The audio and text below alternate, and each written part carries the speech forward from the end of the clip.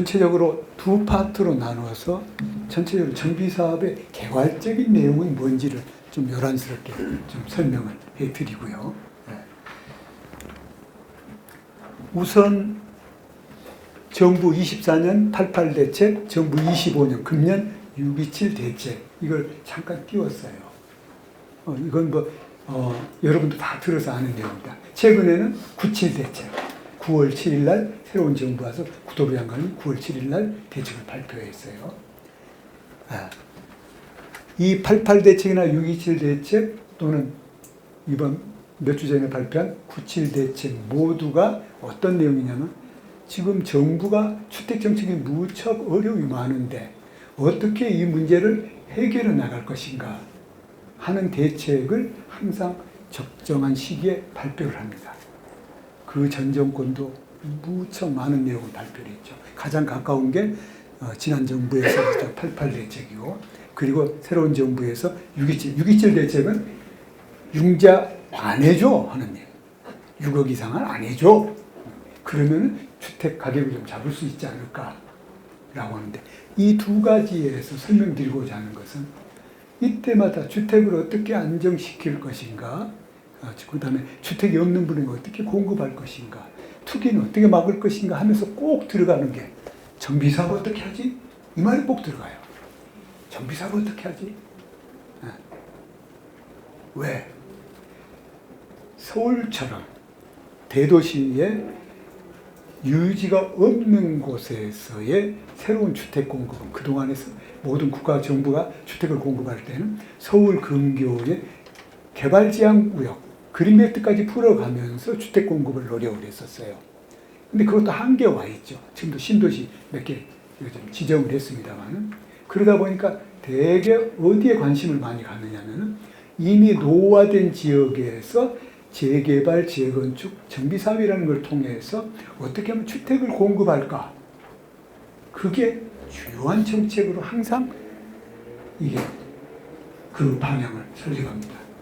근데 그 정책은 이번에 97 대책도 정비사업에 대해서 어떻게 할 것인가 대책인데 아주 구체적인 내용은 나오지 않고 새로 오신 국토부 장관께서 적어도 기간 한 3년 정도 단축하겠습니다. 구체적인 내용은 또 보고를 드리겠습니다라고 아직 구체적인 내용은 나오진 않았어요. 그 모든 과정에서 나오는 게 정비사업을 통해서 어떻게 하면 부족한 주택을 좀 공급을 할까 하는데 방향이 잡혀 있고 그러면서 그러면 어떻게 라고 했을 때 항상 나오는 게 빨리 부담 줄여서 이게 키워드예요. 두 개가.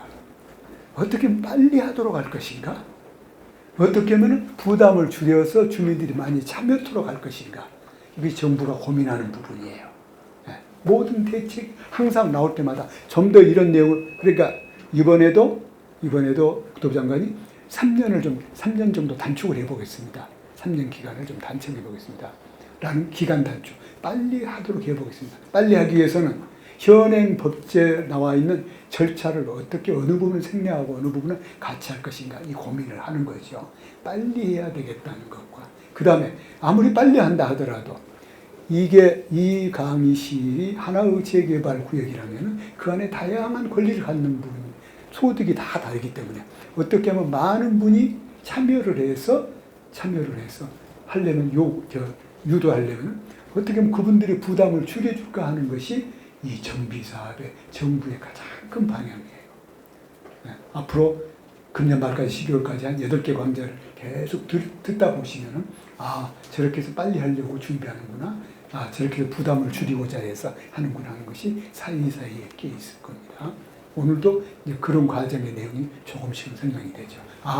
정비사업은 주택 공급을 위한 방법으로 활용하고 있구나.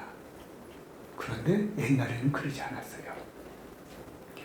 제가 서울시에 아까 공무원이라는 거 표시했죠. 서울시 출신이라는 서울시에서 근무하면서 최초로 재개발을 맡은 연도가 1977년이에요. 그러니까 지금 제가 한 2년만 있으면 50년 되나요? 지금 77년도에 처음으로 그 재개발이라는 업무를 제가 맡아서 했을 때 그래서 70년대, 79년도에 우리 박정희 대통령이 돌아가셨어요. 77년도, 79년도, 80년도 전두환 씨가 나왔어요. 그 넘어오는 과정에서의 정비사업, 재개발은 무허가 건물을 어떻게 정비하느냐의 목적이 있었지, 주택을 얼마나 공급할 것인가 목표가 있었지 않았어요. 이 말은 어떤 사업이라고 하는 정책이라고 하는 것은 시대 상황에 따라서, 경제 상황에 따라서 달라진다. 내가 그 업무를 맡을 때만 해도 서울시에 무허가 건물이 13만 동이 있었어요. 무허가 건물이 13만 동. 매일 출근하면 이 무허가 건물을 어떻게 정비할 것인가, 그분들을 어디에 주택을 줘서 새로운 주택으로 공급하고 무허가 건물을 정리할 것인가. 지금은 사당동 가면은 모두가 번듯한 아파트가 있는데, 사당동 가만히촌이라고 여러분 나이 드신 분들은 좀 아실 텐데, 사당동에 가만히촌이라고 있었어요. 네, 전부 무허가였어요. 그러한 것들이 지금은 거의 무허가 건물이 사라져. 그게 다 거기다 이런 정비 사업을 통해서 많이 해소가 됐죠. 그래서 그 당시는 그러한 무허가 건물을 정비해야 되겠다는 그런 목적, 그 때문에 주택을 어떻게 질을 좋은 주택으로 바꿔줄까. 지금 재개발하겠다고 하는 다세대 다가구 정도는 그 당시는 맨션이에요. 그걸 철거한다는 건 꿈도 못 꿔요. 철거하지 마라 그랬죠. 그러나 그 당시는 그래 좀 조그맣고 비도 새고 하는 무허가 건물들이 많았던 시절은 어떻게 하면 주택을 좀 새로운 좋은 주택으로 바꿀 것인가. 또 이왕이면 주택의 환경을 도로도 좀 넓히고 놀이터도 없는, 아이들 데리고 나가서 손잡고 놀 곳도 없는 이 공간을 어떻게 바꿀 것인가. 이게 목적이었어요. 근데 지금 여기 말씀드린 것처럼 이제 정비사업의 목적이 어떻게 그 자리를 정비사업을 해서 공급을 더 많이 늘릴까에 지금 타켓이 되어 있죠. 어떻게 늘릴까 하니까 어떻게 하면 좀 빨리 하도록 할 것인가, 그리고 주민이, 많은 주민이 좀 참여하도록 할 것인가. 그 다음에 보통 1종 주거적, 2종 주거적, 150%, 200% 이런 용적률이라는 게 있는데, 어떻게 하면 용적률을 200%, 300%, 400% 올려서 많은 밀도로 많은 집을 짓도록 할 것인가가 현재 주택정책의 고민이죠. 네, 그래서 모든 이런 정책이 나옵니다. 금년도에 재개발 재건축 제도의 개선을 지금 하나, 여러분 교재에 있기 때문에 하나 설명을 안 하겠습니다. 이 내용을 보더라도 전부 어떻게 하면은 분담금 추산 제도를 만들었는데 이것을 빨리 하기 위해서 쉽게 하는 방법은 없는가. 죄송합니다. 오늘 스피커가 안 좋아서 뒤에 혹시 큰 소리로는 하겠습니다. 뭐 소리가 나고. 팀장님, 우리 국민들을 위해서 좀 귀를 좀 즐겁게 해주세요. 그런 내용. 그 다음에 재건축 사업에서의 건설 방법, 조합 설립의 동의율을 완화해서 좀 빨리 하도록 하는 방법, 통합 심의를 하나하나 하는 게 아니라 여러 개의 심의를 함께 모아서 하는 방법, 그걸 해볼까요? 여보세요? 네, 항상 제일 뒤에 계신 분이 말씀 주셔야 됩니다. 안 들려요? 소리가 너무 커요? 말씀해 주셔야 돼요. 여기서는 잘 모르기 때문에. 네. 그 다음 평가에 관한 내용, 관리 처분에 관한 내용, 이런 내용들의 개정은 다 앞에서 말씀드린 것처럼 어떻게 하면 빨리 할까? 어떻게 하면 부담을 줄일까? 해서 지금도 꾸준히 이 법령이 계속 바뀌고 있어요. 지금도 국회에 올라가 있는 내용도 수두룩해요. 지금 먼저 본론에 들어가기 전에 지금 정부의 고민이 뭔가? 정부의 고민이 뭔가? 이 정비사업을 위해서 정부는 무슨 고민하고 있는가? 왜 그 고민을 하는가를 들어보고 본론으로 들어가고자 하는 겁니다.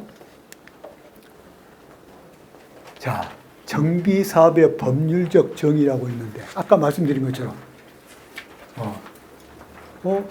재개발은 뭐야? 재건축은 뭐야? 정비사업은 뭐야? 재정비 촉진사업은 뭐야? 소규모 정비사업은 가로주택 정비사업은 뭐야?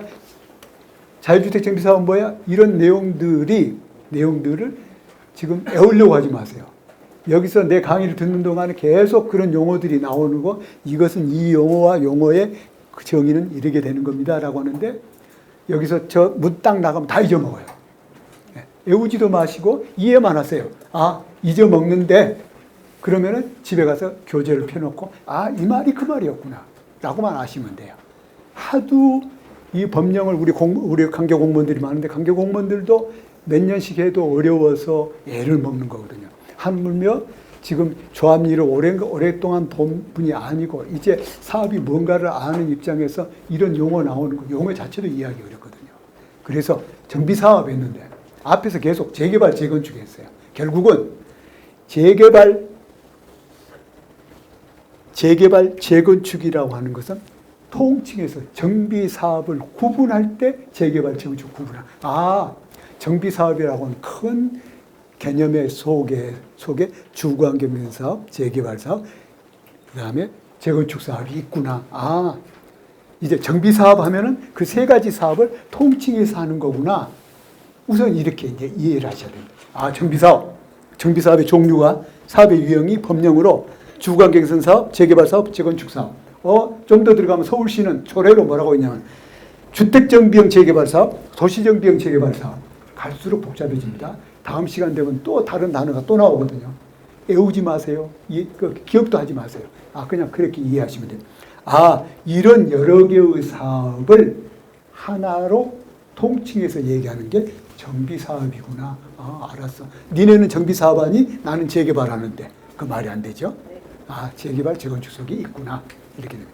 그것은 어느 법에서 도시 및 주거환경정비법, 법제처는 이것을 생략해서 도시정비법이라고 해도 됩니다라고 해요. 도시정비법. 우리 공무원들은 도정법 더 생략해서 도정법. 그것은 법령으로는 도시정비법. 법제처가 그 용어를 써도 좋습니다. 도시정비법. 원래의 명칭은 도시 및 주거환경정비법. 이 법에 의해서 오늘 강의 내용은 이 다음 8강 모두가 이 법에 대한 얘기예요. 이 법에 대한 얘기. 도시 및 주거환경정비법. 그러면 도시정비법은 도시정비법 하든지 주거환경정비법 하든지 왜 도시하고 주거환경정비법이 같이 있을까? 결국은 재개발, 재건축, 주거환경 사업이라고 하는 것은 주택만 짓는 사업이 아니라는 얘기예요. 오늘 50분 동안에 다 설명을 못 드린다 할지라도 정말로 필요한 내용을 이해하고 하셔야 되겠다. 도시 및 주거환경 정비법이라고 하는 얘기는 정비사업은 오래된 주택 철거하고 새로운 주택으로 짓는 사업이야 만 하는 게 아니고 강화문 쪽에 나가게 되면 교보빌딩, 프라자호텔, 삼성빌딩 이건 다 정비사업을 한 거예요. 어떤 정비사업? 도시정비형이라고 하는 주택을 주된 용도로 하는 게 아닌 판매 업무 시설을 주된 용도로 하는 재개발 사업을 한 거예요. 재개발 사업을. 그렇게 한 거예요. 이 도시정비법, 도시 및 주거환경정비법은 노후된 주거지역을 철거해서 새로운 좋은 주거환경으로 만드는 것도 사업 하나. 그리고 도시라고 하는 것은 중심이 있고 지역 중심이 있고 이렇게 중심지 위계가 있어요. 여기는 도심지예요. 여기는 또 부도심이에요. 지금 부도심이라는 용어는 안 씁니다만 지역 중심이에요. 이런 데서 그런 지역에는 어떤 중심 기능 시설이 필요한가, 어떤 업무 시설이 필요한가, 어떤 쇼핑센터가 필요한가 하는 것도 정비사업으로 한다. 주택만 짓는 게 아니고 그것도 하는군요. 이제 법명이요. 법명. 그래서 그 목적에 보면은 도시기능 회복 이렇게 딱 나와요. 그냥 좋은 주택 짓기 그러면 되지 무슨 도시기능 회복 이렇게 어렵겠어. 그러니까 주거 지역에서는 주거 기능을, 업무 지역에서는 업무 기능을 다시 회복시켜서 활성화시켜주기 위한 법이다 하는 거죠. 그래서 왜 이걸 법으로 이렇게 까다롭게 정하고 해야 되느냐면 나중에 관리처분이라는 단계에서 여러분의 종전의 권리를 새로운 권리로 바꿔주는 문제, 그리고 찬성하지 않는 사람을 수용하는 문제, 그리고 종전에 있던 다양한 권리들을 새로운 권리로 이전하는 이 모든 내용이 재산권에 관계되기 때문에 법령에 근거하지 않고는 안 되는 거죠. 그래서 엄격해요. 이것을 오늘 50분 동안 이해한다는 어려우니까 여러분이 지금 하고 있는 사업과 견주어서 이해하실 분만 이해하는 수준으로 제가 설명을 드릴게요. 그래서 그러한 정비사업은 이제 재개발도 포함된 말이고 주거환경 개선도 포함된 말이고 재건축도 포함된 말이구나 이제 거기까지 이해했어요. 근데 서울시는 하나가 더 있대요. 어느 날 보니까 예를 들어서 무슨 홍제 주택정비형 재개발. 아니 재개발이면 재개발이 무슨 주택정비형이야. 아, 도시정비형은 아까 말씀드린 것처럼 중심지에서 판매 업무 시설의 주된 용도로 하는 그런 사업들. 그러나 주택정비형은 노후된 주택을 다시 주택으로 개량해서 아, 이런 사업이구나. 두 번째, 아무 데서나 해서는 안 됩니다. 아무 데서나. 구역을 정해서 구역에서만 해야 됩니다. 아무 데서 한 게 아니라는 거죠. 기본적으로 도시가 만들어졌을 때 이런 법이 없다 할지라도 계속 우리가 도시계획법이 만들어진 게 1962년도예요. 62년도. 우리가 해방은 45년도 했죠. 해방되고 뒤에 설명드립니다만 해방되고 45년 해방되고 62년까지 우리는 도시계획법이 없었어요. 뭘로 했어요? 일본인들이 자기들을 쓰려고 만들어놨던 조선 시가지 계획령 가지고 다 계획도 건축도 허가내고 다 했던 거죠. 예. 그러한 그 어떤 그 법령, 그러한 법령 속에서 계속 내려오면서 최초로 있던 것이 건축법인데 기본적으로 최초에 이런 집단적인 개발을 안 할 때는 모두가 다 건축법에 의해서 내가 가지고 있는 땅을 필요로 할 때 적절한. 예를 들어서 1년 후에 철거해도 내 마음이에요. 네, 내 마음. 1년 후에 철거해도 마음이고 10년 뒤에 더 오래오래 살다가 경제 여건이 있을 때 철거해서 허가만 받으면 돼요. 그건 내가 마음대로 짓는 거예요. 가장 기본적인 활동이에요. 계속 변해가는 건축법의 활동.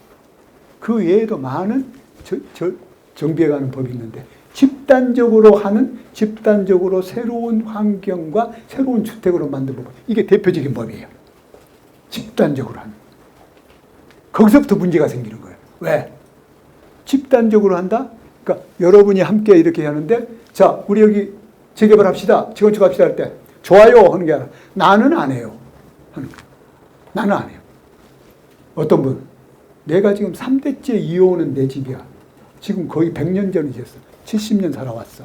야, 이걸 나 지금 나이가 80이 넘었어. 이 집에 언제 얼마나 살지 몰라. 나를 바꿔 넘어가. 절대 난 동의 못한다. 할 수 있잖아요. 요구할 수 있어요. 나 못해. 또 저분이 추진하는 사람이 저게 바로 할 것 같지가 않아. 혹시 내 재산 뺏기는 거 아니야? 그런 의심 속에서도 거부할 수도 있잖아요. 동의가 필요한 거예요. 이 사업은. 여러 사람이 함께하는.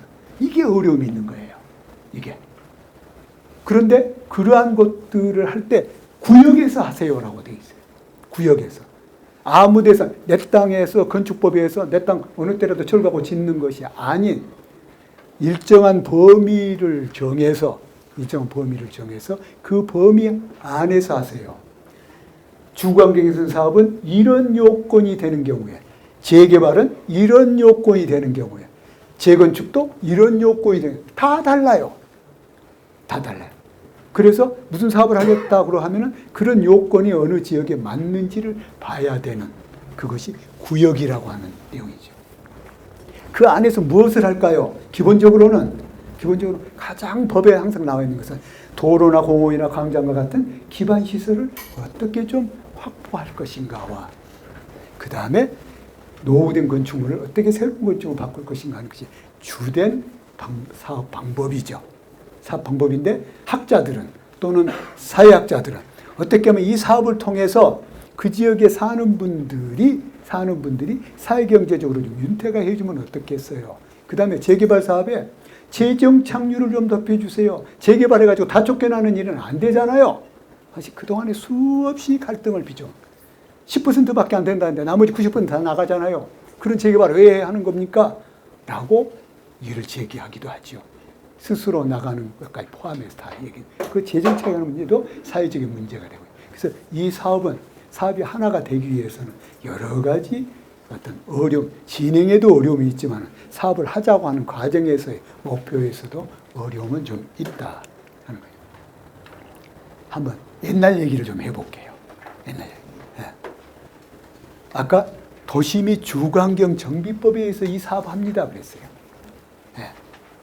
도시 및 주거환경 정비법에서 합니다. 이건 2002년도에 만들어졌어요. 2002년도에. 그런데 이 법이 있기 전에 어떤 법이 있었느냐면 도시재개발법이라는 게 있었어요. 네, 도시재개발법이. 그러니까 제가 서울시에서 공직자로서 재개발자 처음 접했을 때 이 법을 운용했어요. 저는 77년부터 했으니까 이 법을 운용했는데 이 법이 76년도에 제정되기 전에는 없었는가? 도시계획법이라는 게 지금은 도시계획법이 없어졌어요. 뭘로요? 국토계획 및 유형에 관한 법률 국토계획법이라고 하는 거예요. 점점점 새로운 용어들이 나오니까 머리 아파지는데 조금도 신경 쓰지 마세요. 네. 기억 안 나시면 집에 가서 책 보시면 됩니다. 네. 이 재개발 사업은 도시 및 주거환경정법이 있기 전에는 도시재개발법이 있었고 그 도시재개발법이 독립적으로 있기 전에는 도시계획법이라는 62년도에 만든 도시계획법이라는 법 속에 재개발이나 항목이 있어서 그걸로 근거로 사업을 했어요. 그걸 하다가 76년도에 재개발법이 만들어졌다? 그러면 뭘 느끼세요? 76년 되니까 사업이 많아진 모양이구나. 모든 나라의 일들이 어떤 프로젝트가 사업들이 많아지면은 독립된 법이 만들어지죠. 마찬가지로 76년 도시개발법이 만들어졌다는 얘기는 재개발 사업이 차츰 많아졌다. 왜? 73년도에 임시조치법, 이 도시계획법에 재개발이 있었음에도 불구하고 임시조치법이 법이 만들어지면서 제대로 사업이 활성화됐어요. 그래서 지금 이 옛날 얘기로 보면은 서울시가 재개발 사업을 한 지 50년 된 겁니다. 다 50년 됐어요. 예. 어제 그제 어디 주민협의체에 좀 와주세요. 주민협의체에 와주세요. 그래서 갔어요. 여기서도 지금 절차가 이행된 관리처분을 하신 분들은 그 무슨 말인지 알 겁니다. 주민협의체 관악구청이에요. 관악구청 봉천동에 지금 관리처분 안을 만들어서 인가를 받기 위해서는 뭘 해야 되느냐면 그 관리처분이 인가가 나면은 내가 지금 순서를 바꾸더라도 꼭 필요한 얘기는 다 해드려야 되잖아요. 관리처분이 되면은 바로 어느 게 철거가 들어가요. 관리처분이 되면은 그럼 관리처분이 뭐냐는 것은 다음 이어서 하는 광자에 딱 들어있어요. 오늘은 개략적인 걸 설명해 드릴게요. 관리처분이 되면은 어느 지역의 사업에 철거에 들어가요. 인가가 딱 나면 철거에 들어가요. 그런데 관리처분이 되기 전에 그 관리처분 구청장이 관리처분 인가를 딱 해주면 철거에 들어가기 때문에 아주 섬세하게 보죠. 그러면서 이 사업으로 나가시게 되는 분들과 협의를 좀 하세요. 이게 협의체 제도예요. 그러니까 나가시게 되는 분이 어떤 분일까? 대략 이런 정비사업을 딱 하게 되면 조합원들이 그래서 분양을 받잖아요. 분양 받는 경우도 여러 가지 복잡하지만 분양 못 받고 나가는 분이 세 종류가 있어요. 첫째, 옛날 재산이 너무 적어서 청산 대상이 돼서 청산 대상으로 나가는 분. 어떤 분은 다른 데 내가 좀 그 주거 여분이 있어서 분양을 받을 수 있으나 나 보상해줘. 나갈 테니까 보상해줘. 해서 나간 분들 청산 대상자예요. 그거 청산 대상.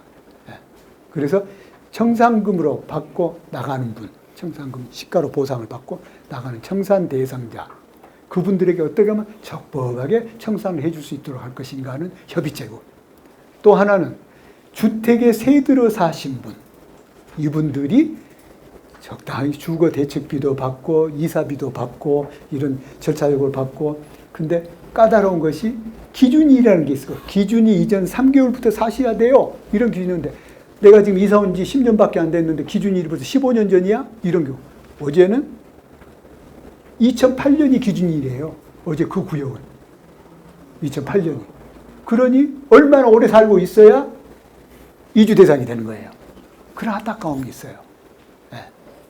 그 얘기를 하는 이유. 지금 그 봉천동 구역의 협의체 말씀을 드리는 것은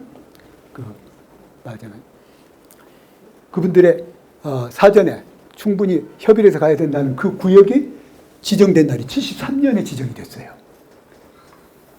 구역 지정이. 이때 196개의 구역 지정이 됐거든요, 서울시에. 그 중에서 아직 사업이 안 된 곳이 있는 거예요. 그걸 엊그제 협의체에서 그 사업을 하는데 우여곡절 그때 2008년 정도의 기준일로 해서 그 이전부터 살아야 세입자에게도 대책이 가고 상가 세입자도 대책이 되고 뭐 이런 내용이 있어요. 구역마다의 어려움이 있어요. 우리 각 구청의 주거정비과에 각각 전문가들이 있기 때문에 앞으로 구역마다 여러분이 고민하는 분은 자세한 내용을 거기서 따로따로 이제 질문을 받으시면 될 겁니다. 73년이 최초로 서울시가 재개발구역을 지정하는 해 196개를 했어요. 그때부터 지정을 했죠. 그런데 지금도 그 구역을 이제 사업하는 구역이 있다. 지난번에 협의체.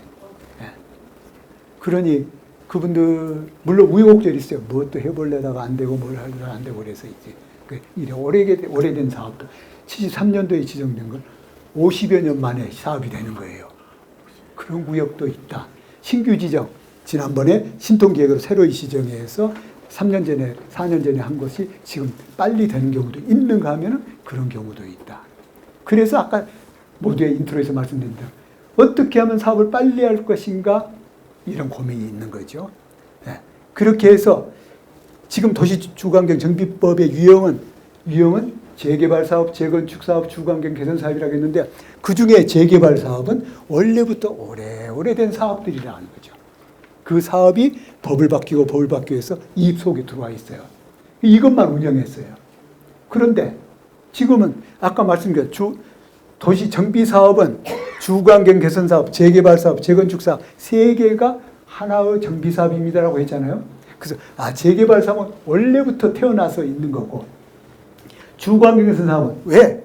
89년도에 태어났어요. 혹시 여러분의 구역이 주거환경 개선 사업이라고 하는 데가 계신 분이 있을 거예요. 주거환경 개선 사업을 했다가 한 1, 2년 지나서 이제 우리 재개발합시다. 좀 더 아파트를 지어야 되겠어요. 라고 하는 분도 계시기 때문에 이 사업은 89년도는 언제쯤입니까? 88년 올림픽을 했어요. 86년 아시안게임을 했어요. 엄청나게 서울시가 여기저기 철거를 많이 했었죠. 눈물도 많고 다툼도 많고 살인사건도 있었고 여러 가지가 있었죠. 좀 이렇게 재개발 사업 안 되겠네. 좀 다른 방법 할 수 없을까? 해서 만든 법이에요. 앞으로 재개발 사업 가능한 하지 마세요. 만약에 아파트를 짓고 싶으시면요. 공공에서만 지어요. 민간이 못 지어요. 그리고 아파트 안 지을 때는 가능한 자율주택이라고 그래서 주택을 좀 개량해서 도로만 내드릴 테니 사세요. 하는 사업이에요, 이게. 그 사업이 만들어졌다가 일반화돼서 현재 도시정비사업 속에 들어와 있는 거죠. 그래서 간혹 여기에 주거환경 개선사업구역에 계신 분도 있을 거예요. 나는 왜 주거환경 개선사업이야? 라고 하는 것은 난 재개발 안 해. 전면 철거 안 할 거야. 안 할 거야. 그래서 그쪽에 주거환경 사업을 하는 분도 있죠. 또 하나, 재건축 사업. 재건축 사업이 들어왔어요. 재건축 사업은 우리가 아파트 단지가 사실 된 게, 아파트가 서울시에 된 게 사실 70년대부터 해서 그렇게 보편화되어 있지 않죠. 그래서 84년도에 집 앞 건물의 소유임에 관련하는 법률이 만들어집니다. 왜? 아파트를 지어놨는데, 이게 이제 84년도 되니까 좀 노후된 아파트가 나오기 시작하는 거예요. 84년도 되니까. 이거 어떻게 고쳐가요? 고쳐야 되지요?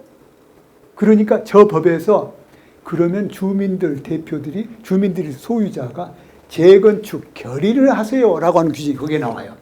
재건축 결의를 하세요. 저 법에 나온 거예요. 재건축 결의.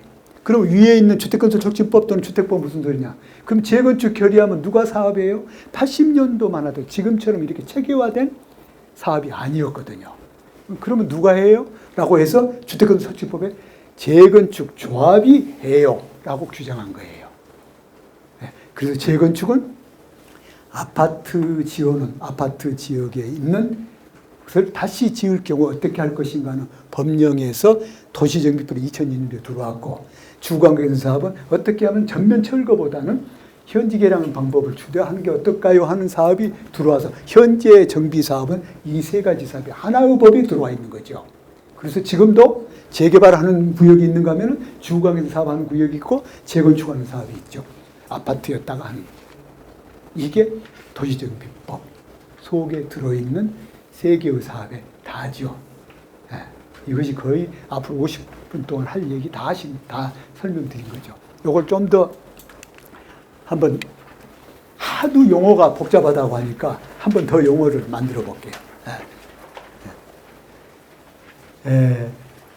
제가 이무렵에 서울시에서 공무원했어요. 이무렵 77년이니까. 이때는 재개발 사업 하나밖에 없었어요.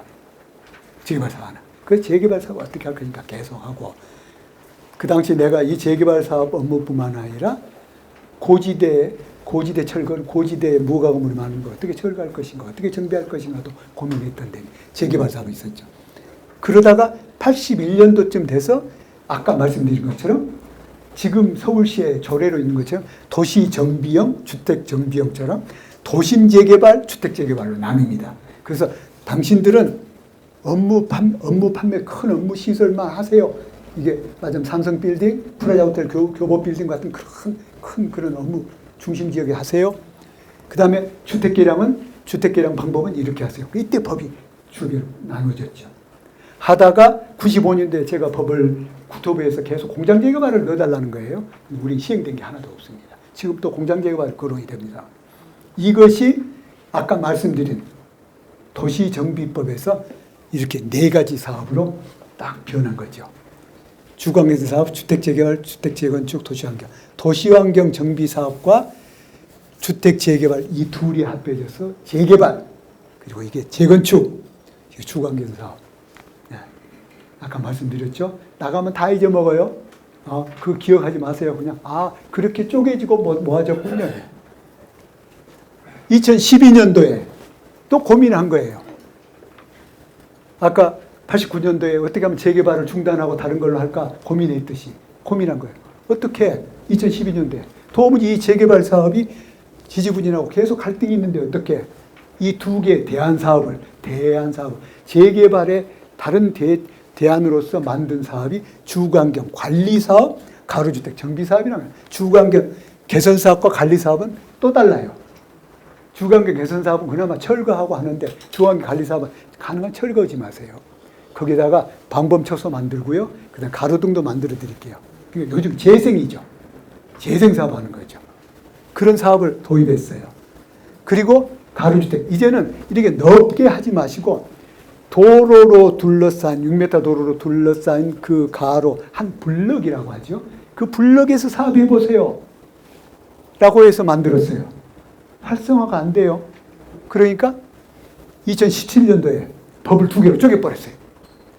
지금의 도시정비법, 주거환경 사업, 재개발 사업, 재건축 사업이 그대로 남아있고 이때 대안사업을 포함해서 소위 빈집 및 소규모 주택정비법이라는 것을 만든 거죠. 이게 현재 사항이에요. 그러니까 요즘 계속 우리 집은 주거환경 사업이에요. 아니요. 재개발 사업이에요. 주택정비형 재개발 사업이에요. 도시정비형 재개발 사업이에요. 이렇게 재건축 사업이에요. 아니에요. 우리는 자유주택 정비예요. 아니에요. 가로주택 정비 사업이에요. 소규모 재건축이에요. 소규모 재개발이에요.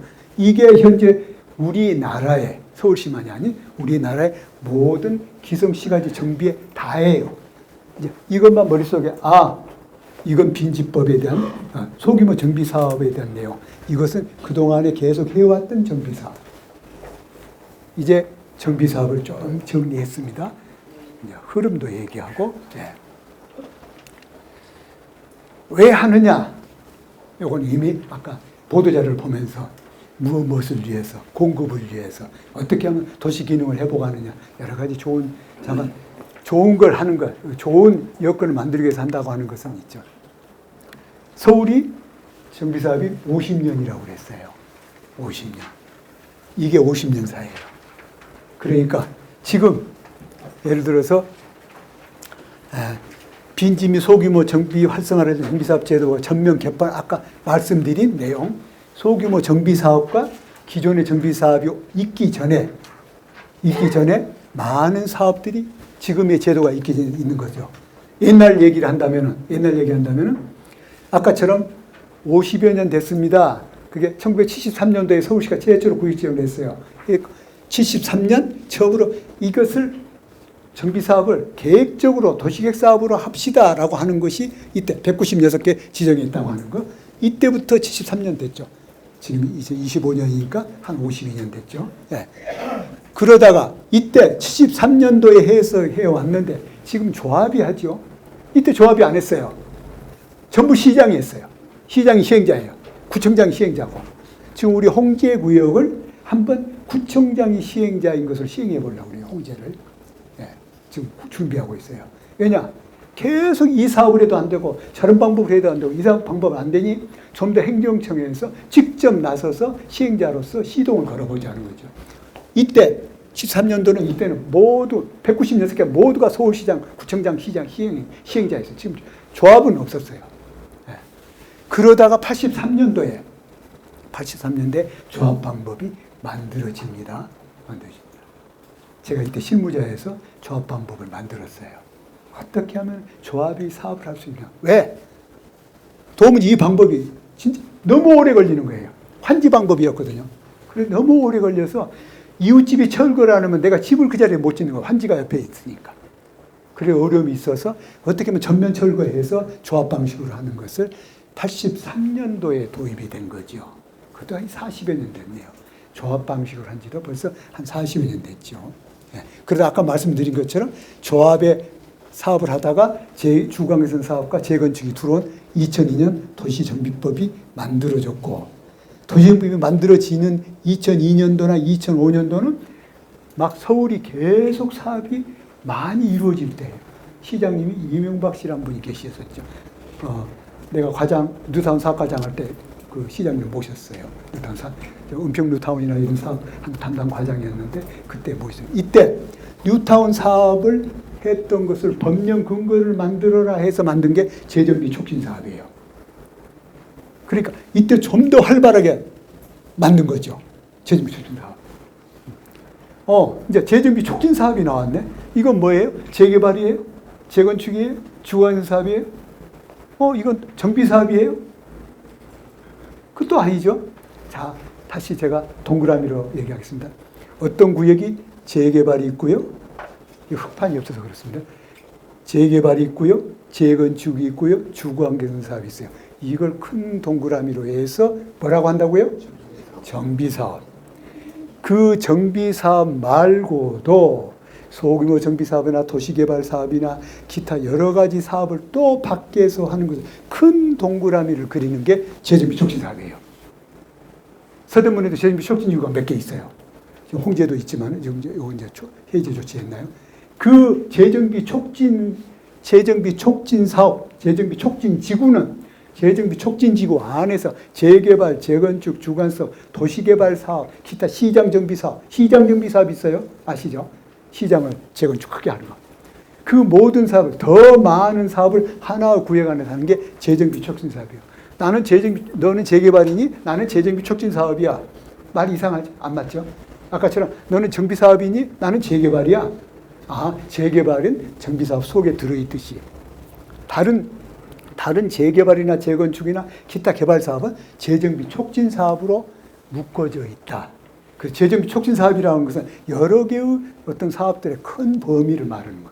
말하자면 정비 사업은 범위가 아니라 재개발, 재건축, 주거환경 사업이라고 하는 단위 사업을 용어로 통칭한 게 정비 사업이고, 재정비 촉진 사업은 그런 정비 사업 또는 도시 개발 사업, 시장 정비 사업을 뭉뚱그려서 범위를 넓게 정한 것을 재정비 촉진 사업이라. 여기까지만 이해하세요. 예. 나중에 또 복잡할 때 또 설명을 더 드릴게요. 이렇게 잘 나가다가 너무도 경제가 어려워졌어요. 사업이 안 돼요. 뉴타운 사업 1차, 2차, 3차 다 했어요. 전부 올스톱이에요. 그러니까 수습방안 2012년 출구 전략이 나옵니다. 재개발이 반 이상이 해제버리죠. 이런 과정을 밟는구나. 열심히 확대하다가 반 이상을 해제하고. 이때도 73년에 지정해서 83년 되기 전에 80년도에 유명한 일이 있죠. 12.12 사태. 전두환 씨가 와서 재개발 문제 있으니 다 해제. 이때도 반 이상을 해제했어요. 그러다 다시 시작했어요. 이때 재개발을 반 이상 해제했어요. 해제했어요. 그리고 나머지는 주민이 요구하는 것을 하세요. 얼마 전인가 오신정께서 인터뷰를 했는데 내가 와서 보니 재개발 구역이 하나도 신규 지정이 없었습니다. 네, 없었어요. 몇 년간 신규 지정이 하나도 없었어요. 재개발 사업이 침체했었죠. 수습 방안이 되고 그러다가 이제 재개발보다는 재생사업 하는 게 어때요? 아, 재생사업이라는 용어가 딱 튀어나오죠, 이제. 이것은 정비사업하고 또 달라요. 아, 재생사업. 이 재생사업은 가능하면은 재생사업은 넓은 의미로서는 재개발, 재건축, 포괄하는 의미이긴 하나 실제로는 전면 철거보다는 좀 더 존치하면서 그 이주를 최소화하는 사업으로 주로 활용되는 사업이죠. 그러다가 빈집법, 소규모 정비법과 정비사업이 나눠졌다. 이게 50년 정도 되는 사업입니다. 자, 재개발 구역. 이제 좀 속도를 내겠습니다. 이제는 큰 그림들 설명이 됐으니까 속도를 내겠습니다. 재개발 구역 어디에서 한다? 아무 데서는 안 된다고 그랬어요. 이러이러한 곳에서만 하세요. 이제 뒤에 그 절차 설명드릴게요. 이러이러한 곳에서만 하세요. 이러이러한 곳의 요건이 요거예요. 그러니까 첫째, 노후불량 건물이 있어야 된다. 나대지는 기본적으로 포함이 안 돼요. 유지는 포함이 안 되는 게, 그것은 신시가지 사업하는 거죠. 정비사업은 기존 건축물이 있어야 된다. 거기서도 최소한 30년 이상 된 노후불량 건축물이 있어야 된다. 적어도 몇 퍼센트? 적어도 보통 60%, 전체가 다 아닐지라도 60% 이상이 노건물이 있어야 정비사업이 된다. 뒤에 설명드리겠는데요. 지금은 정비사업을 합니다. 하기 위해서 옛날에 애정구역을 정했어요. 자, 여기는 서울시가 605 제곱킬로미터예요. 여기 재개발할 겁니다. 여기는 A구역입니다. B구역입니다. 여기는 도시정비용으로 해서 여기다 큰 보험회사를 지을 겁니다. 뭐 할 거예요? 이게 애정이 다 돼. 애정구역이라고 있었어요. 근데 주택정비용, 주택을 대상하는 그것은 애정구역이 없어져 버렸어요. 뉴타운 그 이후에 없어졌어요. 지금은 주택정비용 애정구역이 없어요. 그 어디가 재개발사업 할지를 몰라요. 대상이 없어요. 왜? 그걸 없앨 때는 여러 가지 이유가 있었지만 그 이유 중에 하나가 차츰, 이제는 정비사업이나 재개발사업에 대한 용어가 무척 귀해 익어요, 이제는.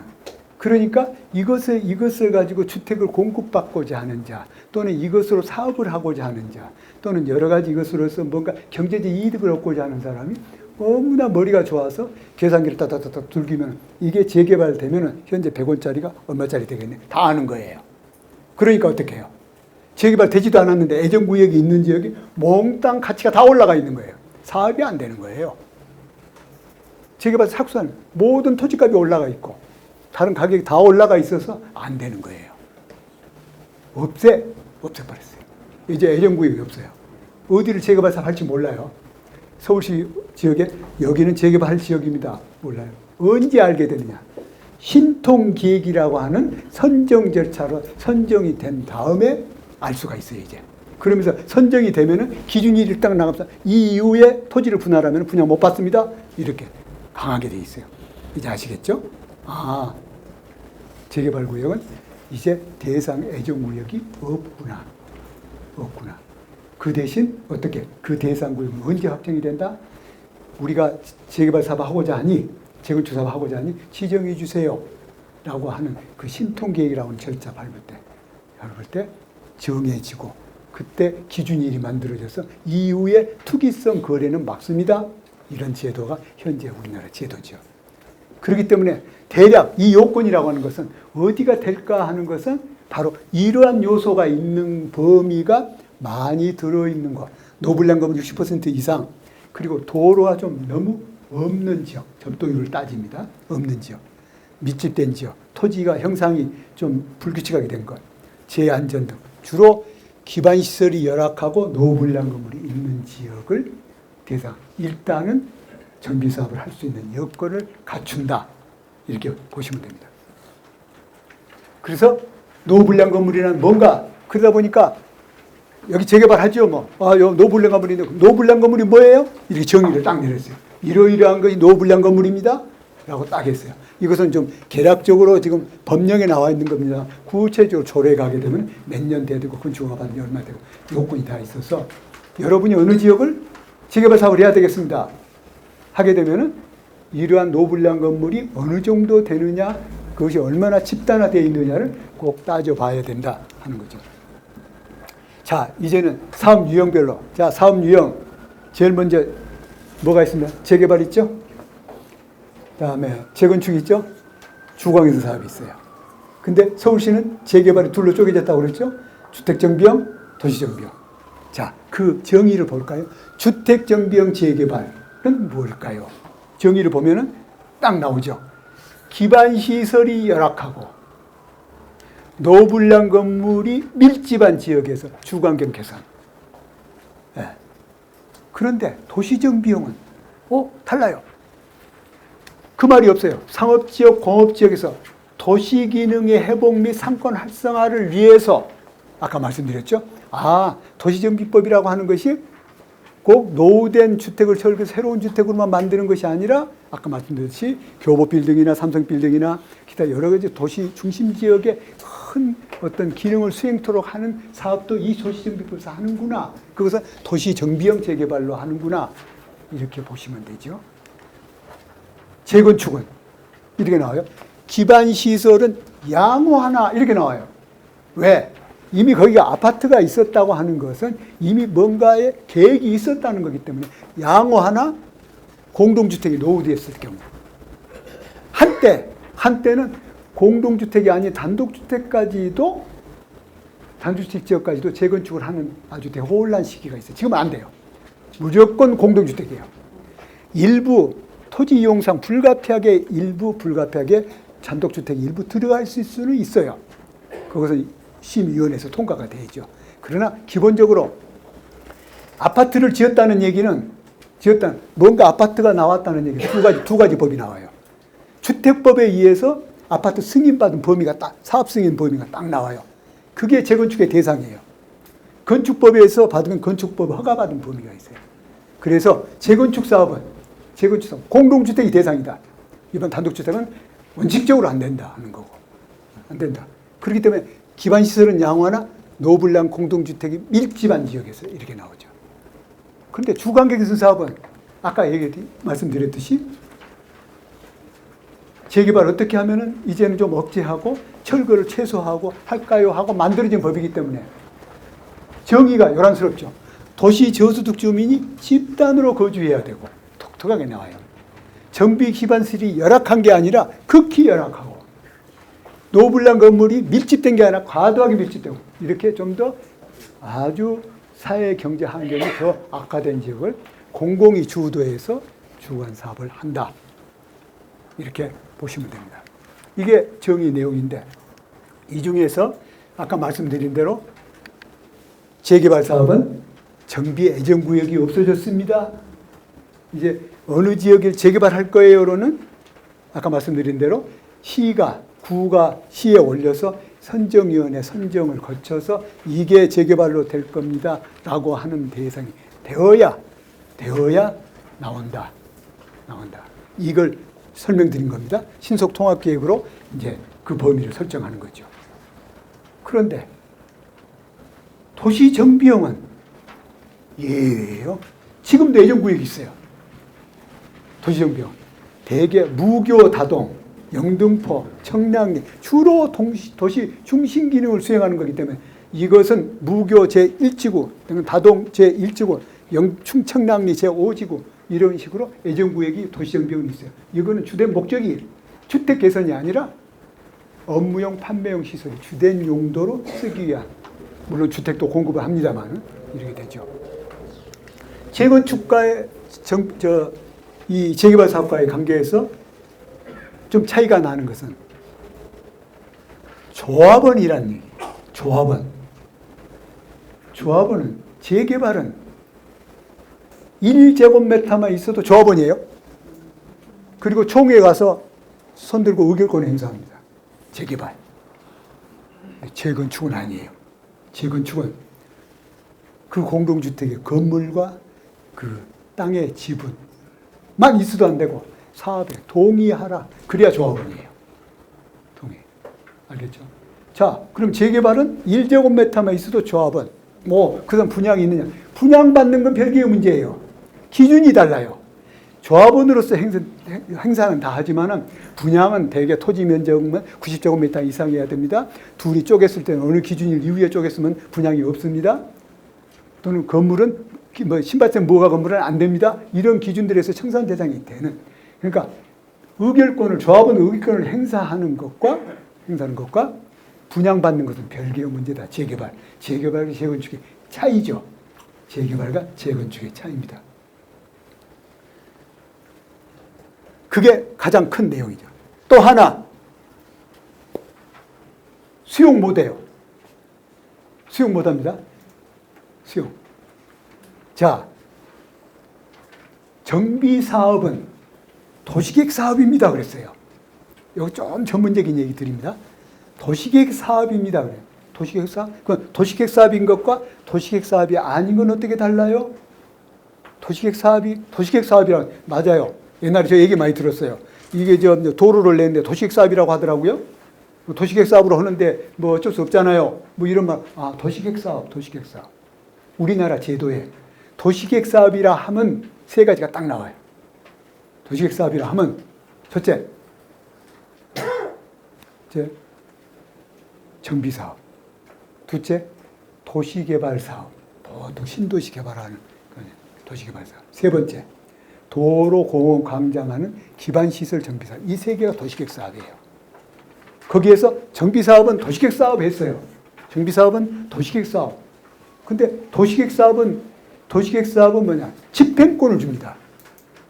도시계획 사업은 집행권을 줘요. 그러니까 도시계획 사업이 되기 위한 사업은 안을 만들 때부터 이 안을 만들고 이걸 주민 의견을 듣고 구의 의견을 들은 다음에 시에 요구해서 도시계획을 통과해서 결정이 되어야 그때부터 재개발 구역이 되는 거고, 그것은 도시계획 사업으로 분리해서 그런 어려운 절차를 거쳤으니 수용권 줄게. 누구에게? 민간에게 줘버려요. 조합에게.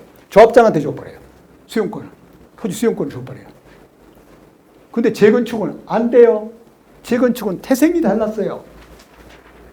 그래서 여기다 써놨습니다만, 재건축은 뭘로 집행권을 부여한다고요? 매도 청구. 당신 집 팔아!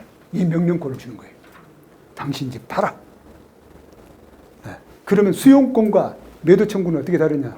수용권은 고유한 시행자의 권한으로서 일정 비율의 동의해서 반대하는 자에게는 지방토지수용원에 수용 신청해서 수용을 하고, 또 분쟁이 있을 경우는 중앙토지수용원에까지 해서 행정청에서 이루어지죠. 그런데 매도 청구는 법원에서 허락을 받아야 돼요.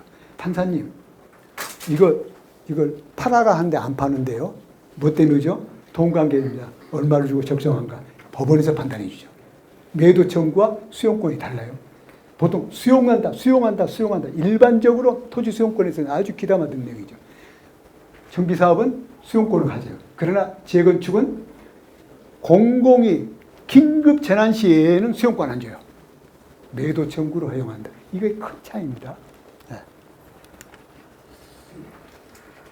자, 이 네 가지가 우리나라의 정비사업의 방법 네 가지예요. 다 해요. 이게 우리나라 방법이 다 해요. 이 방법으로 다 해요. 그런데 아까 앞에서 뭘 배웠느냐면, 정비사업은 주거환경 개선 사업이 있고 재개발 사업이 있고 재건축 사업이 있다고 그랬어요. 그런데 이 방법이 적용의 한계를 딱 줬어요. 법에서. 자율정비 수용 방법, 한지 방법, 관리처분 방법이 있는데 주거환경 개선 사업은 다 적용해도 좋아요 라고 하고, 재개발 사업은 환지 방법과 관리처분을 해도 좋아요 이렇게 했는데, 재건축은 관리처분으로만 하세요. 이런 방법의 구분이 사업 유형에 따라서 다르구나. 첫째, 자율주택 정비사업. 이것은 시행자가 보통 공공인 경우에 자율주택 정비사업은 도로나 공원이나 저희들이 설치해 줄게요. 여러분 그 나머지 땅, 도로 수용되고 보상한 나머지 땅에서 그 토지에서 여러분이 개별적으로 허가를 받아서 건축하세요. 자율주택 정비. 전통적인 자력개발 또는 스스로 그 공공 기반 시설은 공공에서 하고 건축은 주민이 각자 한다. 흔하지는 않지만 수용 방법. 우리나라 방법 4개라고 그랬어요. 수용 방법. 이 안이 정비사업구역입니다. 수용 방법을 딱 하면은 시행자가 딱 나와서 수용하겠습니다. 그러면 어떻게 돼요? 그 순간 모든 권리가 소멸됩니다. 나가세요. 나갈 때 그냥 나가지는 않죠. 문 앞에서 돈을 드려야죠. 선생님은 땅값 5억, 당신 선생님은 땅값 1억, 토지값 얼마 해서 보상을 받아서 다 내보냅니다. 초기에. 그래서 초기에 모든 권리가 소멸돼요. 소멸돼서 다 나갑니다. 그냥 빈 땅이죠. 이제 모두가 시행자 거예요. 시행자가 이 안에서 마음대로 선을 긋고 도로 내고 아파트 지어서 해요. 다만 문을 열어놓고 혹시 다시 이 안에서 사실 분 계세요? 살고 싶은 분 계세요? 라면은 저 다시 들어가 살래요. 그분에게 분양 신청하세요. 해서 줍니다. 제가 은평 뉴타운 담당 과장으로 할 때 그건 수용 방식이었어요. 해서 모두가 수용해서 권리 소멸하고 거기에서 농사를 짓던 분 또는 교회를 하시던 분, 사찰을 하시던 분 또는 여러 어떤 중요한 근생시설 하시던 분에게는 분양 신청을 받아서 토지를 전부 계획 세웁니다. 줬어요. 분양 신청을 해서 사시고자 하는 데에게 분양 신청을 받아서 줍니다. 수용 방식입니다. 환지 방법. 환지 방법. 나가지 마세요. 그럽니다. 여기 다 계세요. 여기 다 계세요. 그러니까 어떤 분이 저 이제 이 동네에서 떠나고 싶어요. 네, 손을 들어요. 떠나고 싶어요. 이것을 법으로 동의에 의한 환지 부지정, 환지 안 해줍니다. 동의를 받아서. 이분은 청산대상. 자, 더 나가실 분 없죠? 네, 전부 있을 겁니다. 그러면 여러분에게 각자 여러분이 가지고 있는 땅에 맞추어서 개별 환지, 규모가 좀 적은 땅은 너무 적은 것은 청산 대상이 되지만 일정한 규모가 된 것은 한 4필지 5가구를 합해서 공동 환지 또는 개별 환지 이렇게 환지를 주죠. 그러면 그 환지를 받은 자가 자기 땅에 환지 받은 지역에서 환지 애정지라고 하죠. 구익정비사업 똑같아요. 네, 그 토지구익정사업이죠. 환지가 거기다 집을 짓는 방법이죠. 그게 환지 방법이에요. 서울시가 우리나라가 일제시대부터 마냥 써온 게 환지 방법이에요. 전부 서울시의 과반이 구익적인 사업으로 했던 거예요. 종로중고부터 마지막에 내가 환지 개장을 했는데요. 영동 구획정리까지 다 그런 식으로 했어요. 그래서 그걸로 인해서 신시가지가 많이 만들어지고 아주 도시가 성장했는데 안타까운 게 뭐가 있었냐면 아파트라는 제도가 들어오면서 아파트 지을 땅이 없는 거예요. 전부 개별 환지를 해주다 보니까 넓은 땅이 안 나오는 거예요. 그러니까 전두환 씨가 어느 법을 만들었느냐. 택지개발 촉진법을 만들었어요. 제가 택지개발 개장을 했어요. 아주 강력한 법이에요. 택지개발 구역이 지정이 되면은 그날로 바로 보상가가 결정이 딱 돼버려요. 사업하지도 않았는데. 그래가지고 모두 수용해서 아파트를 짓는 거죠. 그러니까 이 환지 방법, 토지구역정에서 환지 방법의 단점을 그걸로 극복한 거죠. 그것이 환지 방법. 관리처분 방법, 수용과 환지를 혼합했다. 형식으로는 통합했지만은 다른 것들은 대개 토지만을 대상으로 하는데 이 관리처분 방법은 토지와 건물을 함께 놓고 판단한다. 관리처분은. 따라서 여러분이 지금 재개발 지역에서 지금 재개발 사업을 해요. 재건축이나 중에서 모두가 관리처분 방법을 하는데 하면 어떻게 하느냐? 우선 시행인가를 시행하겠습니다 하고 시행주체 시행인가를 받으면은 그 지역의 땅을 평가를 다 해야 되잖아요. 평가를 다 해서 첫째, 평가를 하기 전에 시행인가를 딱 받으면은 바로 분양 신청하세요. 근데 분양 신청은 여기서 나오는 말이죠. 분양 신청하세요 보면 여러분이 정비사업 지금 분양 신청 단계에 계신 분도 있을 겁니다. 그러면 여러분의 종전 재산은 내가 이건데, 그리고 현재 여기서 건립하고자 하는 것은 60제곱미터, 85제곱미터, 125제곱미터 이런 아파트를 짓습니다. 여기서 희망하는 주택을 한번 그대로 주는 건 아니지만 희망하는 주택을 쓰세요. 네, 토지와 건물은 요겁니다. 이렇게 해서 분양 신청을 합니다. 희망하는 거고. 그것을 조합이 전부 받아서 분양 신청 기간은 날짜를 딱 정하는 거예요. 몇 월 며칠까지 해주세요. 30일 해주세요. 60일 해주세요. 지금 법으로 좀 빨리 하려고 좀 당깁니다만 해주세요. 그 안에 제출하지 않으면은 어떻게? 청산 대상이 돼요. 분양 신청 기간 안에 안 하면 청산 대상이 돼요. 그 기간을 엄격하게 정하는 이유는 분양 계속 걸리는 재개발 걸리는 수용처럼 없어지지 않는 한 계속 갑이 을로 가고 을이 병으로 가고 계속 권리가 바뀌잖아요. 계속 허용해줘요. 근데 분양 신청 기간 딱 그때 마지막 날부터는 이미 극진으로 딱 해서 그 뒤에 바뀌면은 관리 처분은 누구에게 하냐? 종전 사람의 관리 처분이 돼요. 나중에 따로 절차를 밟아야 되고요. 네. 그래서 분양 신청 기준일을 딱 기준으로 해서 종전의 권리를 다 모아서 지금 새로 건축 계획된 내용의 배분을 다 하죠. 그래서 A씨는 종전 권리가 이만큼이니 이 아파트를 주고 B씨에는 어떻게 주고 이 계획서를 만드는 거죠. 네. 만들어서 할 때 그것을 관리처분이라고 하고 형식은 뭐가 되느냐.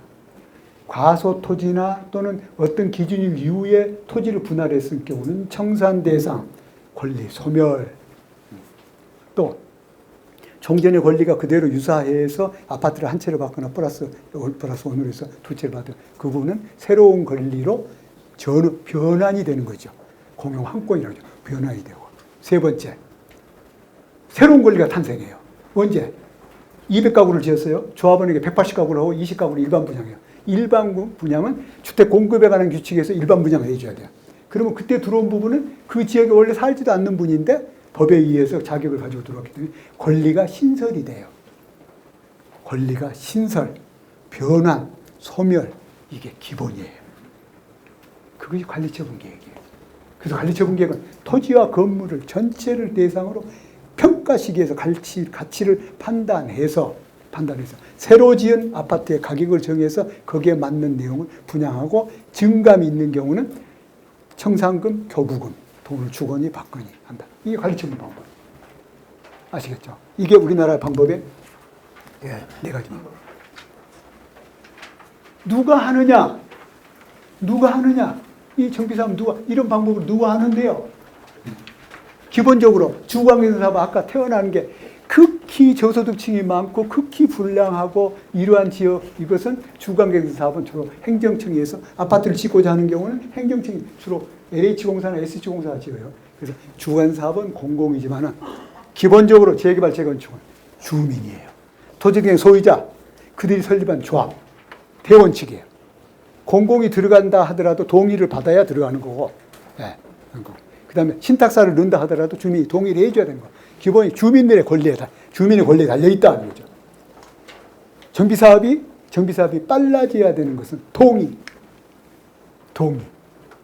자, 신통기획에서 구역지정할 때 적어도 한 30% 동의하면은 주민이 구역지정을 해달라고 그러네요. 이것은 법적인 요건 아닐지라도 일단 입안 요청에 절차상에 필요한 건데 언제부터 동의가 필요하나? 추진위원회. 50% 이상의 동의해서 신청해서 승인을 받죠. 조합 설립인가 4분의 3, 75%가 동의를 해야 돼요. 반대로 나머지 동의 안 한 분, 그럼 어떻게 하나? 시행인가도 거의 4분의 3, 75%죠. 네. 그 나머지 동의 안 한 분, 수용 대상이에요. 재건축은 매도 청구 대상이에요. 네. 동의가 전체의 사업의 촉진의 요소가 된다. 그러나 그럼에도 불구하고 항상 정부나 이렇게 법원이나 기타 행정청에서는 가능한 수용도 억제하고 가능한 동의 많이 받으세요.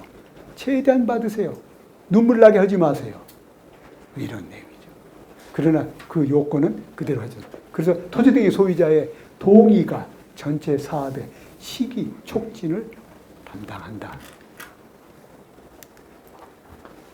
이게 종합해 놓은 거예요. 설명을. 이걸 설명드리고 조금 쉬었다가 좀 이제 뒤에 것은 실무라고 하는 것은 주로 공무원들 상대로 제가 만든 강의이기 때문에 그것은 참고만 되고 간단히 설명하고 여기에서 아주 중요한 것을 여기서 마무리를 합니다. 자, 설명하는 내용입니다. 정비사업은 계획하고 시행하고 완료하는 세 개의 단계로 뚜렷하게 나눠져 있어요.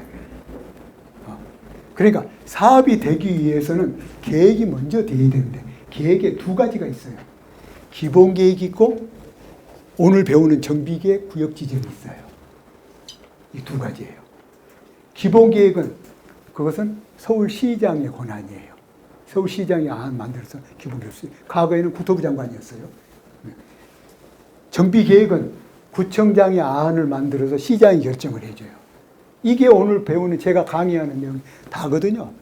이 내용을 설명드리는 거예요. 그 뒤에 공무원들에게 할 실무 내용이 이제 뒤에 여러분 교재 뒤에 나오는 게 구역 지정 절차는 어떻게 하느냐, 무슨 요건을 갖춰야 되느냐 이런 내용은 조금 더 마지막 시간에 간단하게 설명하고 이걸 완전히 이해하셔야 됩니다. 이 부분은 계획 부분은 전부 행정청의 권한이에요. 행정청이 권한을 딱 쥐고 있어요. 그래서 구역 지정을 할 것인가 안 할 것인가 안을 만들고 주민 의견을 듣고 주민 의견단은 구의 의견을 듣고 그런 다음에 다 마무리가 되고 의견 조율이 되면은 시에 요구해서 구역 지정해 주세요. 시가 도시계획위원회를 봐서 심의해서 통과되면 구역 지정이 되는 거예요. 그게 정비계획 및 수립 및 정비 구역 지정이에요. 이게 되어야 다음 사업이 돼요. 그 다음에 뭐 하느냐? 누가 하느냐? 정하는 거죠. 그런데 아까 말씀드린 것처럼 재개발, 재건축은 기본적으로 토지 등의 소유자, 그들이 설립한 조합이 한다. 그러니까 기본적으로 추진의 구성 조합 설립인가 하는데 따로 동의 등을 받아서 시장 구성 함께 하거나 또는 예외적으로 뭐 신탁서를 지정하거나 할 수도 있다. 근데 왜 표가 시행인가를 시행자가 만들어서 받은 다음에 왜 이게 세 개인가? 어려워하지 마세요. 이것은 아까 말처럼 우리나라의 개발 방법이 네 가지 중에 하나. 관리처분 방법을 할 때는 관리처분 인가를 받아야 되고, 환지 방법을 할 때는 환지계 인가를 받아야 되고, 수용 방식으로 할 때는 보상 경고가 받아요. 그 절차를 선택했을 때는 받아서 바로 인가를 받게 되면은 이때부터 이제 관리처분을 수립해서 관리처분이 된과 동시에 철거에 들어간다. 관리처분이 되면은 바로 철거에 들어간다. 그래서 그때 매도 청구를 하거나 수용을 하거나 그리고 일반 분양자에게 일반 공급하는 이 과정이 시행입니다. 이게 마무리가 되면 두 개로 나뉘어요. 정비사업은 절차적으로 완료가 돼야 되고 공사적으로 완료가 돼요. 그러니까 공사가 다 끝나야 돼요. 공사도 안 끝났는데 절차라고 하는 건 뭐냐면 종전의 권리를 새로운 권리로 바꿔줘야 되거든요. 아주 중요한 내용이에요. 종전의 권리를 관리처분으로 종전의 권리를 새로운 권리로 바꿔주는 절차적 내용. 그 다음에 공사가 도로도 만들어야 되고 아파트도 지어지고 어린이놀이도 지어지고 공사도 끝나고 이전 그 변환도 끝난 다음에 이전 고시 즉 소유권을 넘겨주는 거죠. 그게 끝나면은 그 뭘 할까요? 조합 해산. 내가 모 구청에 지금도 계속 자문해 주는 게 조합이 해산 안 하고 계속 있어요. 이거 어떻게 하면 해산시켜요? 법으로도 했는데 아직도 안 돼요. 이 사유는 있어요. 소송이 지금 청산이 왔는데 청산 중인데 소송이 아직 안 끝나서 해산을 못 하고 있어요. 재산을 보니까 한 200억 정도 있어요. 어떤 거요? 돈이 없는 것은 아예 대표자도 도망가 버리고 없고 돈이 몇백억씩 있는 데는 계속 그 소송 수행 업무 하는 경우가 있는데 그걸 어떻게 하면 빨리 좀 끝내고 원래 조합원에게 그 남은 돈을 각자 되돌려 줄 것인가. 이것이 행정청에서 고민하는 부분입니다. 마무리도 힘들어요. 구역의 해제는. 이것이 보통 한 10여 년 걸린다는 거예요. 이게 10여 년 걸립니다. 빨리 해야 된다. 빨리가 능사는 아닙니다. 왜? 어떤 권리를 변환시켜주고 없애는 문제에서 눈물 나는 사람이 있거든요. 그런 분은 없애야 되는 거거든요. 그러니까 사업이 보통 10년 전후 걸린다고 그러면요. 지금 한 100개, 200개 되거든요. 그 사업이 가는 부분이 먼저 시작한 부분은 빨리 해서 먼저 끝나서 그 다음에 시작하는 부분 이렇게 계속 관리를 해줘서 꾸준히 주택이 공급대로 해주는 것이 정부가 책임질 일이 아닌가 이런 생각이 듭니다. 여기까지가 도시정비법이라고 하는 내용이 뭔가 정비사업의 유형은 뭐가 있었는가? 그동안에 이 법은 어떻게 해서 형성이 됐는가? 50년 동안 무슨 사업을 했는가? 그리고 주택정비형은, 도시정비형은, 주거환경 사업은, 재건축은 어떤 차이가 있는가? 이런 내용들을 설명을 했습니다. 주택 정책을 한 사람이 무슨 고민을 하느냐면은 주택이 지금 어느 정도 차이가 날까 할 때 대개 주택의 가격을 1분위, 2분위, 3분위, 4분위, 5분위로 딱 5등급을 나눠요. 가장 비싼 5분위, 가장 싼 10분위 비교를 해봅니다. 평균치로 해봅니다. 그런데 똑같은 서울 안에 6.4배 차이가 나요. 모 구와 모 구가. 그러니까 모 구의 아파트 한 채는 다른 구의 6채 반을 사요. 6.4예요. 네. 수도권이 경기, 수원, 인천, 서울, 인천, 경기도 이는 8.2예요. 비싼 곳과 싼 곳이 8배예요. 8배, 서울의 비싼 곳에서 다른 싼 곳에 8채 이상을 사요. 전국적으로는요, 11.9예요. 12채. 그러니까 서울의 비싼 아파트 한 채 사면은 그걸로 지방에 가면 12채를 사요. 이게 최근에 나온 KB 부동산의 통계치예요. 네. 그러니까 서울에서도 지역별로 가격의 차이가 있고. 그러니까 오늘 여러분이 귀한 이 밤에 날씨는 많이 좋았습니다만 하는 것은 내가 무슨 사업을 한다는데 알아야 돼요. 그래야 내 권리를 지키죠. 이번 12월까지 전체 8강좌를 다 듣고 나면은 감이 좀 잡혀요. 아, 정비사업은 이렇게 하는구나. 나중에 관리처분도 나오죠. 갈등도 나오죠. 시행계획도 나오죠. 조합 추진위원회 나오죠. 여러분 강좌 보셨을 거예요. 그 내용을 다 거치게 되면은 훨씬 더 여러분 좋은데, 여러분은 이 분야의 전문가가 되시라고 이렇게 귀한 시간 낸 게 아니라 내 재산을 어떻게 하면은 잘 지키고 너무 의심만 하면서 반대할 게 아니라 알고 동의를 하고 잘못된 것은 요구를 하고 이러한 기회를 갖도록 하는 것이 이 구가 진행한 아카데미 하여튼 목적입니다. 어떻게든 정비사업의 내용을 좀 알아야 되겠다는 거죠. 여러분들이 알고 내 재산을 지키도록, 내 재산이 정당한 판단을 받도록 해주는 것이 역할이고, 제가 강의할 때마다 안타까운 게 어떻게 하면은 그 소득 수준에 맞고 부담 능력이 있는 사업이 되면 얼마나 좋을까. 예를 들어서 사업이 보통 최소 3억, 4억 분담금 나오면 그 돈이 어디가 있어요? 너무 안타깝잖아요. 근데 좋은 단지는 만들려고 해요. 그러니까 좋은 단지 만드는 것도 꿈을 꾸지만 어떻게 하면 부담 가능한 내용을 하느냐. 그것이 정비계획을 수립할 때 의무적으로 법에다 넣어버렸어요. 과거에 정비계획은 행정청에서 고유권한이라고 그랬어요. 고유권한인데 정비계획은 어떻게 되느냐면 내가 사무관 때 제가 정비계획을 수립해요. 수립해서 놓고 사업하시려면 알아서 하세요. 이렇게 했어요. 이 도로는 일로 내고요. 건축은 층수는 얼마고요. 건폐율은 얼마고 용적이 얼마 딱 구역 지정을 딱 해놓습니다. 그래서 사업하세요. 나타나서 우리가 그 내용도 사업하기는 좀 어린이 바꿔주세요. 바꿀까요? 아니면 그 내용도 사업하겠어요. 이랬어요. 그때만 하더라 아까 말씀드린 것처럼 무허가 건물이 많았던 시절. 이제는 구획정리 사업이 끝난 지역이 거의가 다 지금 재개발 사업 하게 되잖아요. 그런 지역에서는 이제 사업의 방향이 행정청에서 대상 구역, 정비구역을 지정해놓고 한번 하세요가 아니라 사업하고 싶으세요? 의견을 물어서 선정해가지고 하도록 하는 제도로 바뀌었다는 거죠.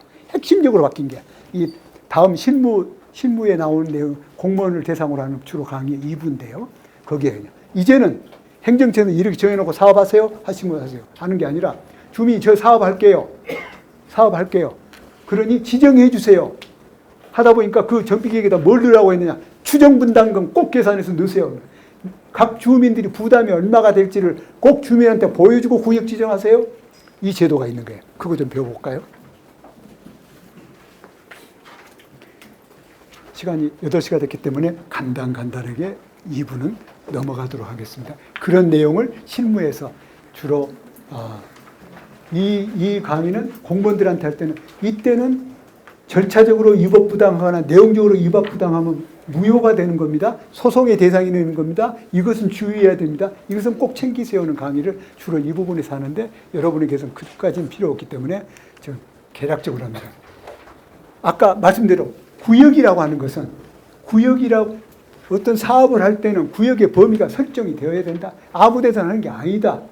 근데 그 구역의 범위는 첫째 요건, 권한을 갖는 자가 지정해야 돼요.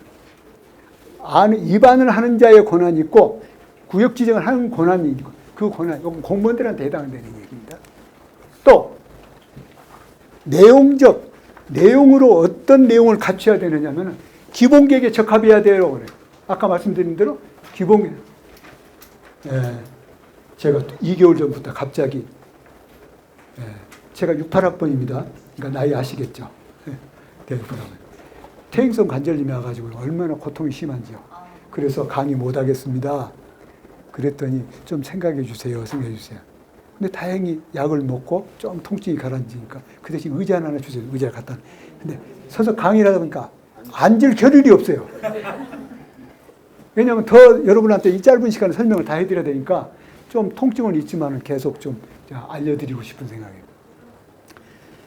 기본계획에 적합해야 된다. 내용적 요건, 기본계획에 적합해야 됩니다.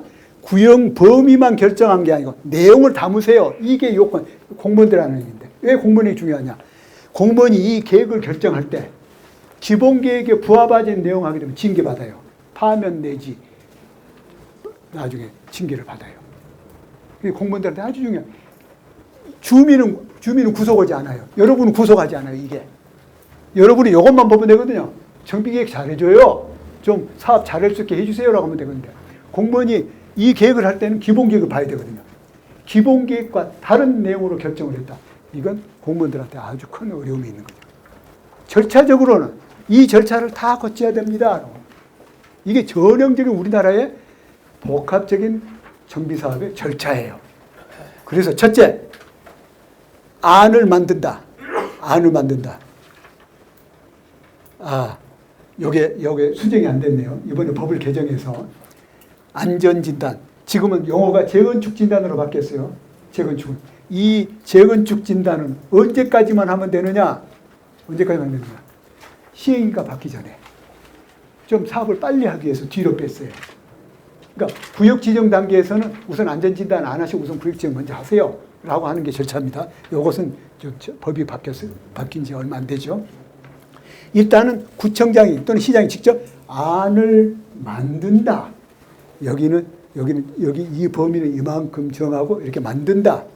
그 내용을 위반권자가 주민에게 이제 그 설명회를 갖고 설명회 꼭 해서 우리가 구역 지정하겠습니다. 이 앞에 뭐가 있냐면 이게 되기 전에 뭐가 있냐면 좀 더 뒤에 설명드려요. 신통기획이라는 것은 여기 재개발 사업하고 싶어요 라고 신청을 하게 되면은 구가 주민이 이걸 요구한 내용이니까 좀 선정해 주세요 하고 와서 우리 팀장님들이 와서 설명을 해요. 그러면 좋습니다. 선정하죠. 그러면 그때 신통기획 계획을 수립을 합니다. 계획을 수립해서 가이드라인이 나오면은 이걸 주민 설명을 다 했더니 좋습니다. 그 내용을 하면 좋겠네요. 라고 하면 그때부터 구청장이 권한을 가지고 그 내용, 신통기획 가이드라인 나온 것을 위반합니다. 30일간 꼭 공람해야 되고, 그리고 의회 의견 청취 꼭 해야 되고, 여기까지가 되면은 이게 위반권자의 일이에요. 이 일이 끝나면은 시에 결정해 주세요. 그럼 시가 도시계획의 절차를 거쳐서 하죠. 이 절차가 만만치 않잖아요. 이게 도시계획 절차라, 도시계획 사업의 절차이기 때문에 여기에서 어느 하나라도 잘못하면은 내가 어느 구역에 어떤 내용이란 말을 안 하겠습니다. 했는데 어디 절차가 하나가 흠결이 생겼어요. 철거했어요. 인가받고 관리처분 단계인데 그 사업이 무효가 돼버렸어요. 여기서부터 잘못되면 무효가 돼버려요. 그러니까 하나하나 천천히 중요한 법정 절차는 하나하나 밟아야 된다. 공무원들한테 꼭 제대로 해주세요 라고 하는 거죠. 정비계획이라고 하는 것은 어느 범위를 결정한 내용을 구체적으로 사업하기 위한 내용을 담는 내용이죠. 그래서 기본계획에 맞춰야 됩니다. 다른 계획에도 연계해서 잘 조화를 이루어야 됩니다라고 합니다. 그 정비계획을 수립할 때 추정분담금이 나오잖아요. 과거에는 어떤 내용이에요? 주민이 이 사업을 통해서 얼마나 부담할 줄을 빼내세요. 여러분이 그게 요구할 권리가 있어요. 동의서 좀 내주세요. 그러면은 정비사업을 한다고 하는데 정비구역이 지금 진행 중입니까? 그럼 정비구역 그 절차 밟을 때 저희들이 부담이 어느 정도 되는지 알려주세요. 요즘 법에 넣도록 돼 있어요. 다만 이것 때문에 각자 원래 추정분담금이라고 하는 거, 관리처분담이 추정분담금은 각자 김 씨는 얼마, 이 씨는 얼마, 박 씨는 얼마 이렇게 해줘야 되는데 그렇게 절차가 너무 복잡하기 때문에 유형별로 종전의 가치가 이 정도 되는 분은 이 정도의 아파트를 받을 게 표가 매트릭스로 표가 딱 나와요. 종전의 가격이 10억 되는 사람, 5억 되는 사람, 1억 되는 사람 이거 그 다음에 아파트 가격이 16평짜리, 25평짜리, 85제곱미터, 115평 딱 유형별로 딱딱딱 해서 이런 분은 얼마를 환급을 받고요. 그러니까 재산이 많은데 적은 아파트를 가면 한 2천만 원 환급 받겠는데요. 재산이 적은데도 큰 아파트를 가게 되면 한 5억 정도 분담해야 되겠네. 이것을 꼭 제출해 주세요. 앞으로 여러분이 정비계획 수립할 때 추정 분담금이 어느 정도 되는지 추정을 보여주세요. 라는 절차가 있다. 대개 이런 정비계획은 도로를 내고 공공보행통을 내고 주구 중심은 어떻게 하고 아파트 배치는 어떻게 하는 이런 계획이죠.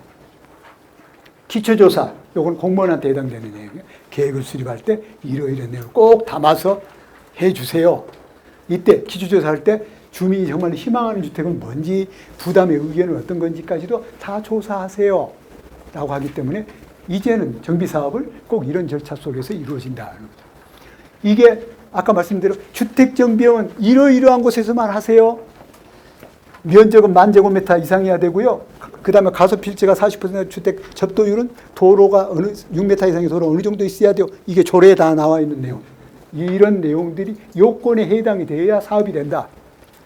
도시정비용은 이런 요건 속에서 하는데 아까 말씀드린 대로 도시정비용 예정구역이 있다고 했어요. 주택정비용 예정구역인데 도시정비용 기본계획에 이런 예정구역이 있어요. 중심. 전부 요게 예정구역 도시예요. 기본계획 들어있는 거예요. 그래서 도시정비용은 이런 식으로 예정구역이 다 있으나 주택정비용은 없습니다. 범위를 새로 설정한다. 재건축 사업은 대개 안전진단만 잘하면 되겠죠. 주거관계에서 사업은 이러이러한 경우도 과소한 저소득층이 많은 지역 하다 보니까 개발지향 제가 서울시에 근무할 때 개발지향구역도 주거관계 사업 한 적이 있어요. 개발지향구역 엄격한 지역인데요. 네. 여기서 두 가지 설명합니다. 구역을 할 때 입안 요청 제도가 있고 입안 제한 제도가 있어요. 여기 아까 설명하고자 하는 거예요. 그러니까 이제는 정비구역이 행정청에서 일방적으로 지정해서 한 게 아니고 주민들이 저 여기 재개발 사업 하고 싶어요라고 할 때 요구사항이 두 가지 채널이 있다는 거죠. 첫째, 입안 요청 제도는 내용은 다 몰라요. 잠깐 입안해 주세요. 이 얘기예요. 입안 제한 제도는 이러이런 내용으로 이런 주택의 배치, 이런 층수, 이런 내용으로 입안해 주세요 하는 게 입안 제한. 대개 재건축은 이렇게 그림을 그려서 심의를 받도록 하고 있고 신청 제도는 대개 재개발은 저 내용은 몰라요. 도로 어떻게 내고 아파트 어떻게 하는지 모르겠는데 안도 낼 수 있으나 구역 지정 자관 정비계획 수립해 주세요 요구하는 것. 이게 바로 저거예요. 신통기획 제도. 그러니까 주민의 한 30%가 여기 중요하죠. 여러분이 재개발 구역을 하고 싶다 할 때 30% 정도가 우리가 재개발합시다 라고 해서 구에다가 요구를 하는 거죠. 구가 사전검토를 다 협의해서 하는 거죠. 사전검토 다 해서 시 소관부서하고도 협의를 합니다. 그래가지고 선정위원회에 상정을 정합니다. 제가 선정위원회 위원인데 보통 몇 개월에 한 번씩 하고 지난달 때 한 10개 구역 정도가 새로 올라온 적이 있었어요. 예. 그래서 선정위원회가 통과가 되어야 선정을 개최해서 자 선정이 됐으니 구 준비하세요. 그럼 토지소유자에게 이제 선정이 됐으니 가이드 신통기획 마련할게요. 라고 시작을 하죠. 그래서 그때부터 안을 만들기 시작해요. 이제 주민들이 적어도 한 30% 정도는 요구했으니까 일단은 만들어서 주민협의체도 주민들의 어떤 그 의견도 계속 듣고 설명회도 하고 꾸준히 해서 가이드라인을 만든 다음에 절차적 요건, 본격적인 이방권자의 요청 2단계로 넘어가는 겁니다. 지금은 구역 지정을 미리 해놓고 하세요가 아니라 주민이 안을 만들어서 요구하거나 아니면은 저기 그냥 지정해 주세요. 그러면 이것은 기한이 있어요. 법률적으로 몇 개월 이내에 해줘라고 하는 게 법률적으로 제한이 돼 있어요. 처리해 줘야 돼요. 이게 제한제도와 신청제도. 구역 지정이 되면은 어떤 효력이 있는가 공무원들한테 아주 설명을 많이 합니다. 구역의 해제제도도 있어요.